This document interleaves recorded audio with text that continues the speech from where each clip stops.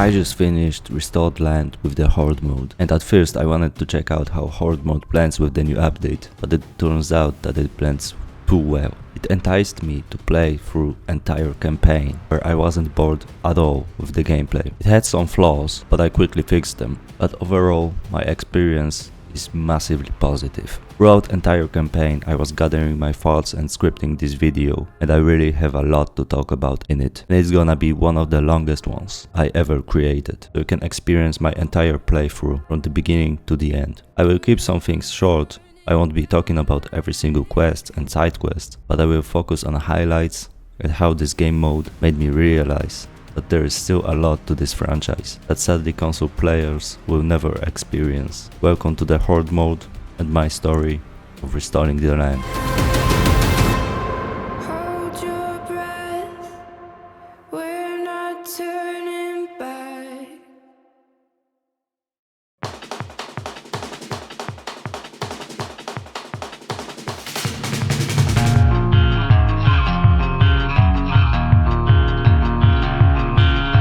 The beginning of the game leaves massive impression. You spend first hour exploring the outskirts of the city with little hordes that oppose a massive threat because you're weak. You can't control beast mode yet, so whenever it's beasting time, your hunger drops really fast, so you're constantly scrounging for food to keep yourself alive. The hunger system is reworked, where you have massive penalties for hunger. It simulates the feeling that Kyle just got out of prison and is still a lot weaker than before. Your stamina is constantly cut in half because of the hunger, and there's no reason to consume all of your food, because you're gonna lose it to the beast mode anyway. Lore wise, Kyle feels drained after entering beast mode, so the hunger system also reflects that. It will be like that until you unlock the skill that allows you to control it. It happens early into the game, maybe about like 3 hours in, but these 3 hours will teach you the respect to the hordes, as well as the brutal loot system. I also made the hunger mechanic a little bit more difficult to manage, where the more hungry you are, you take more damage while dealing less of it. You will also heal for less, and your stamina will recover more slowly. Gladly, there's another mechanic where if you crouch and don't move, you regenerate stamina much quicker. It's really useful, especially in the early game, and challenges the Horde Mode's running and fighting system, where instead of doing so, you have to stop. It's a good trade and one of many split-second decisions you will have to make when fighting the hordes. Stop and regenerate, or run around with risk of being low on stamina. In the early game, it's a matter of life and death. Another mechanic that you get from the get-go is the bash, instead of blocking. This might be a deal breaker for some, but trust me, it serves the gameplay much more than blocking ever did. You can bash right after attacking for extra damage and space. You can throw items while bashing, so you can smash through horde and throw some explosives on the way. You can even bash standing, and with good timing it can even work better than parrying. The severity of it also got increased, where bashed enemies are much more prone to finishers. It's great with taking out single targets, opening much more gameplay opportunities, and it's even a better tool to deal with the hordes early game and in the late game. It's much better than just holding right mouse and getting hit anyway. The beginning is brutal and presents itself as the true introduction to the mechanics that you will encounter throughout the game. No tutorial pop-ups, just you and the skills you get through the gameplay. You will learn where to look for food, how to deal with small groups, the ropes of parkour, and how to use it to its maximum capabilities to ensure your survival. This is the pure Dying Light experience.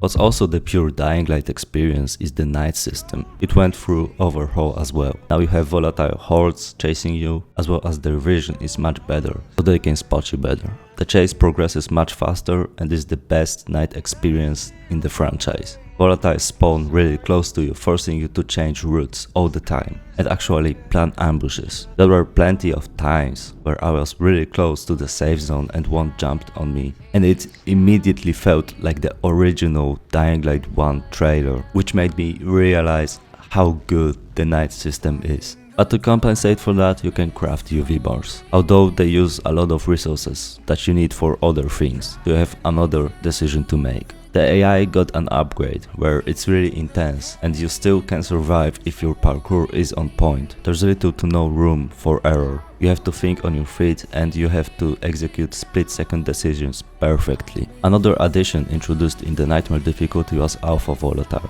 These now spawn as soon as you're spotted and can stalk you from a really far distance. Even if you think you're safe and somehow lost the chase, it can jump out at you at any moment. They also don't give up. Even if you enter safe zone, they will still lurk at the entrance and hide to jump at you when you least expect it. The Knights are all about running and are the best tool to learn the parkour. Not only you get double points, but you will quickly learn the map with your vision impaired. This will teach you the safest routes and spots in which you can recover a bit. If you survive the night, this experience will transfer into daytime. But one thing that this mode also introduces are tough volatiles. One can eat up a pistol clip, and I'm not talking about vanilla 15 bullets, I'm talking about Horde Mode's 24. It can chew through 8 shotgun shells, and these are valuable because one can kill at least 3 virals. This is only an example of the trade-offs you have to make through the entire campaign. Volatiles can appear in dark zones, so be mindful of that. Sometimes the dark zone can serve as a safe spot from the horde to catch a break, and sometimes you might get yourself into even deeper shit. Nighttime serves as a true skill check for everyone. You will quickly gain respect for the nighttime, and sometimes you will be forced to do a night run. Time is of the essence. The mechanic introduced in Horde Mode 1.0, where there are less hordes when the sun sets, is still present. You can explore same places with lower risks of being attacked by a horde, but it bears another risks, where you can meet volatiles in dark zones, as well as you can stay in one place for too long. And now you will have to go back into the safe zone at night, with little to no flashlight energy, and maybe without a single spare battery. Always plan your routes. Always do supply runs to make sure you have spare batteries, cause you never know what's gonna happen.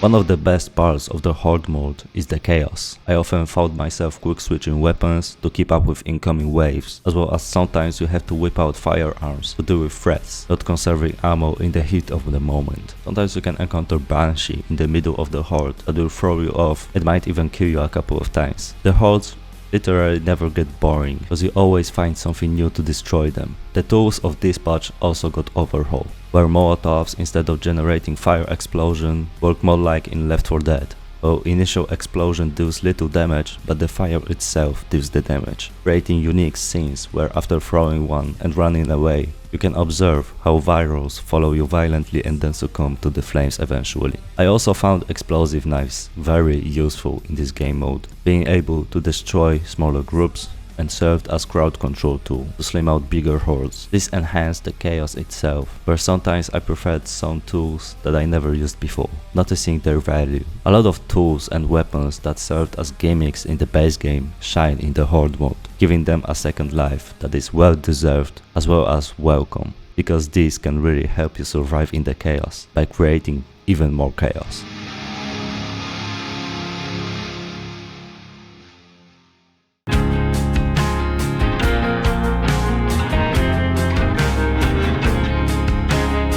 The progression overall is absolutely superb. You feel the weight of every choice, every crafted Molotov counts. It was like that in the base game, but the Horde mode amplifies it by 100. Every missed grenade hurts, and every bullet counts. At first you're really underpowered, and after some time playing I realized that I felt so secure by having just 4 snacks and a couple of ammo for flamethrower in my inventory. It felt like a lot of loot, and despite that it wasn't, it made me feel cocky. Too cocky sometimes. And when the resources run out, you're back in the survival mode, scrounging for anything that will give you the slightest tiny bit of advantage. Yet the hordes are still coming. And what gives you the first upper hand is the flamethrower. Instead of the gimmick weapon, it becomes your right hand to deal with the first hordes. Depending on which skill tree you will upgrade first, it marks the first progression. With the overhauled crafting system, it's not hard to create more ammo to it, but keep in mind that your inventory is still limited, so it serves as a tool to clear some paths and use in dire situations. The resources won't last you to deal with every single horde with the flamethrower, but it's still hell of a useful tool, especially in the early game, as well as in the mid game. Even if you feel too overpowered, you will still keep it in your inventory, because when your other tools fail you, the flamethrower never will. It's your best friend in this world that you can always rely on. And to craft ammo for it, you need resin, but to craft other things, you also need the resin. So you're always making a decision to craft Molotov, or to craft ammo, or to craft something else. But the flamethrower makes the choice much easier.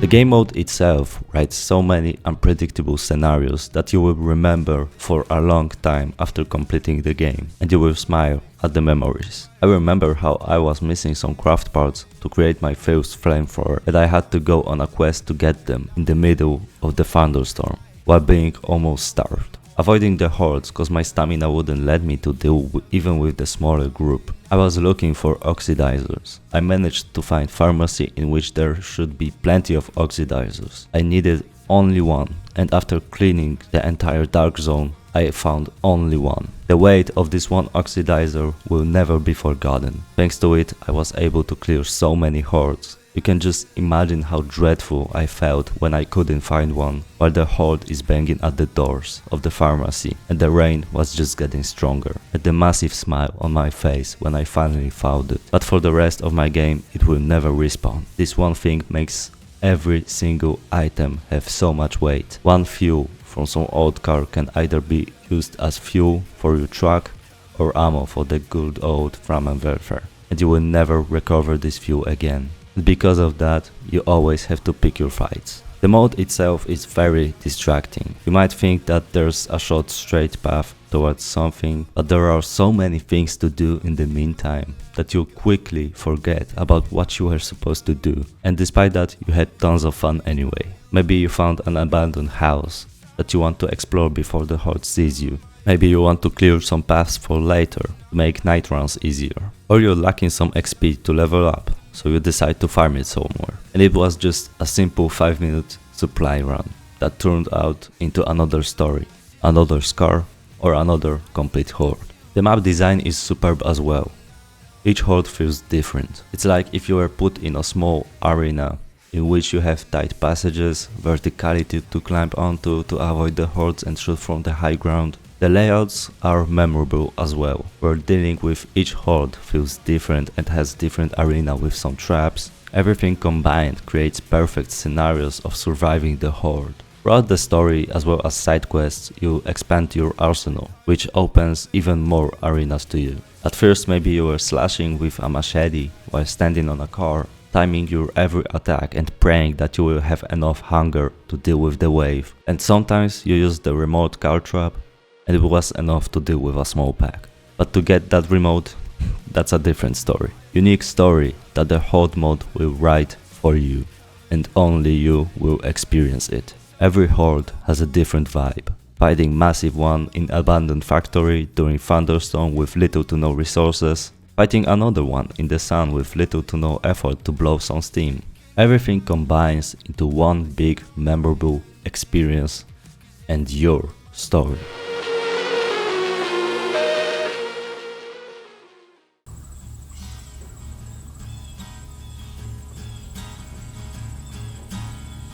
The inventory management is great. You have to store some loot in the stash, and you can't store unlimited amounts, so sometimes you actually have to leave loot behind. That's where the new marker system comes in handy. You can personalize your map to mark spots with ammo, stuff to collect to make certain upgrades, or big hordes to deal with them later. To fight them, you have to manage your inventory. Ammo, fixed weapons, tools, healing items. You can't run around with 99 medkits and tons of ammo for shotgun. You have to make choices that will impact every single supply run. The amounts are perfectly balanced to keep you in a loop of killing, scavenging, exploring routes. It's so engaging like never before, and every supply run adds to the adventure. And despite that the inventory is limited, you will never feel like it's too little. Everything is perfectly balanced. While the game progresses, the hordes get bigger, and something I also noticed, sometimes they migrate to different spots. So even if you cleared out one path, after some days there could appear more stragglers. You never clear the entire map because of it. The zombies don't respawn, but as I said, they migrate, so you have to always keep in mind that you're never 100% safe. It enhances the true essence of what Dying Light is about: dread and chaos. And these two things are only amplified once you truly control the beast and upgrade the right tools. Then the game becomes a different experience, where Kyle finally unlocks his potential, running around and throwing explosive knives, shooting stragglers with pistol and switching to knife to finish the rest. Combined with BPM's parkour, the game makes you feel like true urban ninja that always comes out on top. You know the routes, you know the strategies, you have the tools. Now it's time to use them and achieve what Horde Mode was always about: fun. The power fantasy begins, where you know that the utilities aren't forever and every single tool has its purpose. You leveled up enough to unlock the most valuable perks, scavenged enough to know that there's nothing else to loot. It's you against them, and the entire experience you gather throughout your story will determine who wins. But despite that, the hordes are always a threat. You can always slip up, you can always be shot on utilities, so you have to keep in mind that you're still not a hero.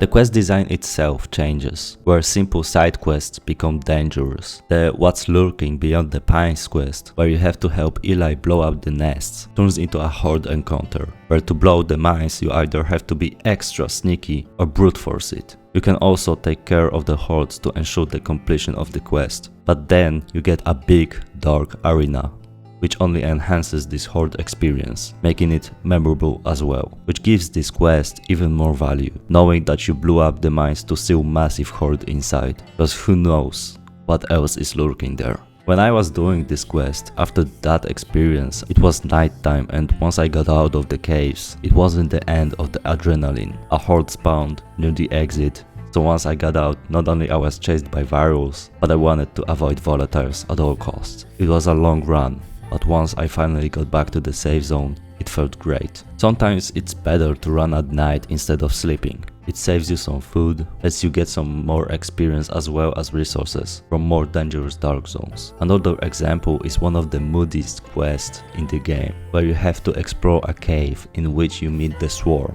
After destroying it, the entire hell breaks loose, and because of the Horde mode, it's even more tense to get out of there. This mode enhances many other quests, even the main ones, and especially the last one where you have to go through the hordes to get into mental asylum. This one scene makes Horde mode feel insane, where despite fighting them off entire game, at the near end of it, you know it's unstoppable force that you can only struggle against, but you can't win. The entire game mode showed me that Kyle Crane is just a dude trying to survive in the new, even more dangerous world than Haran ever was. The hordes are always there, the volatiles lurk in the shadows, and the sewers are probably full of them, and even bombing one nest with Eli's sacrifice feels futile when they keep coming.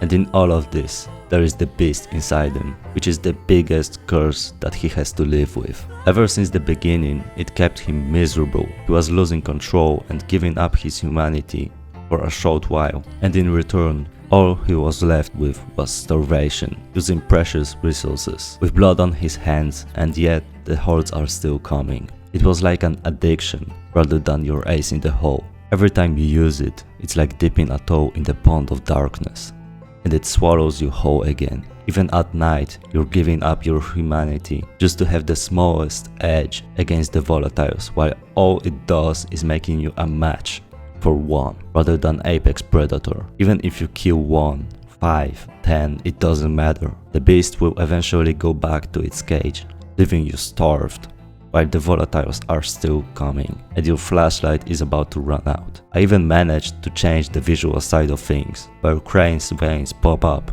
giving it another layer of the curse that it actually is. It overtakes his body and he can't even look at his hands without reminding himself of the beast inside. Throughout the entire story, Kyle always says that it's a curse and he wishes to get rid of it. But as players we never got to experience it in vanilla, because jumping 10 meters high and killing volatiles with bare hands is just too awesome.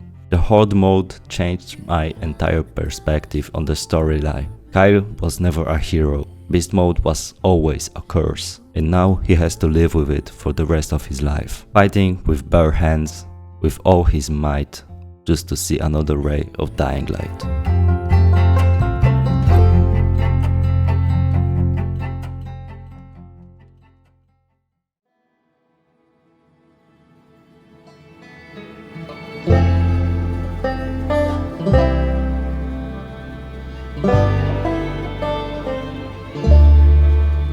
After finishing the game, I got sad that the struggle was over. After creating such believable world in which I had pleasure to be in, where after the entire day of struggle, sunset gave me this feeling that the day is finally over, but the night brings even more dangers, where picking up a single resin made me smile because I could finally make a Molotov or some ammo for the flamethrower and destroy this one horde that was giving me a beating every time. There was still plenty to do, more hordes to destroy, more nights to survive, more loot to collect, but after such hardcore experience, Baron's death felt like the fight was over, like Kyle's revenge story is over, and he was finally free. When playing for the first time I didn't feel like it, but Restored Land combined with the Horde mode was pure adrenaline from start to the very end. The Restored Land update made Horde mode something I never thought it would become. At first it was just a fun, small project I made so I can squeeze more fun into the game, while you guys can blast hordes with whatever you fancy. I never thought about that it would almost achieve the scope of BPM. But this update showed me that this is something better,